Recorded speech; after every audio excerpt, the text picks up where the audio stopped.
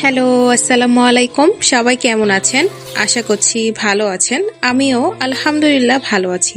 আজকে আমি বানিয়ে দেখাবো রুই মাছের দো পেঁয়াজা। চলুন মূল প্রসেসে চলে যাই। আমি এখানে 4 টুকরার মতন রুই মাছ নিয়েছি।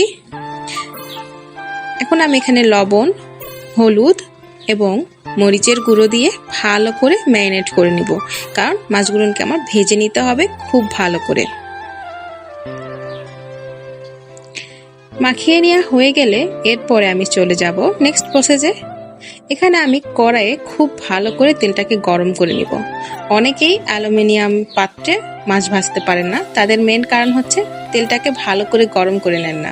যদি তেলটাকে ভালো করে গরম করে নেওয়া হয়, ইজিলি উঠে যাবে এবং মাছ ভেঙেও যাবে না। দেখতেই পাচ্ছেন কত সুন্দর করে মাছটা আমি ভেজে নিয়েছি।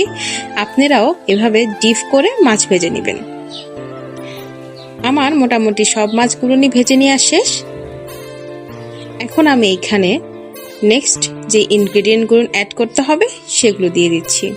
আমি এখানে জিরার ফোড়ন দিয়ে দিলাম, সাথে এখানে গোটা গরম মশলা দিয়ে দিলাম, সাথে পেঁয়াজও দিয়ে দিলাম। আপনারা চাইলে গোটা জিরার পরিবর্তে গুঁড়ো জিরাও দিতে পারেন, বাট আমার কাছে গোটা জিরার ফ্লেভারটাই ভালো লাগে। এখন আমি এখানে লবণ, হলুদ এবং মরিচের গুঁড়ো দিয়ে ভালো করে মশলাটাকে কষিয়ে নিব। আমি কিন্তু এ পর্যন্ত পানি অ্যাড করিনি। এইবার আমি পানি অ্যাড করব আমার যতটুকু লাগবে রান্না কমপ্লিট হওয়ার জন্য।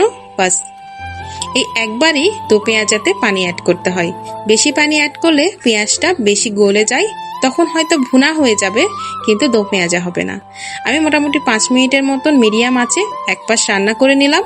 এখন আমি মাছগুলোকে উল্টিয়ে দিব, দিয়ে একেবারে নর্মাল একেবারে অল্প আছে মোটামুটি 2-3 মিনিটের মতন জাল করে পানিটাকে কমিয়ে নিব।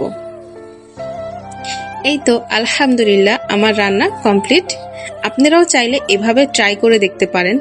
আমি কথা দিচ্ছি এইটা খাওয়ার পরে আপনার মাছের ভুনা টেস্টটাই অন্যরকম চেঞ্জ হয়ে যাবে। তো এই ছিল আজকের মতন রেসিপি। ভালো থাকবেন সবাই। আল্লাহ হাফেজ।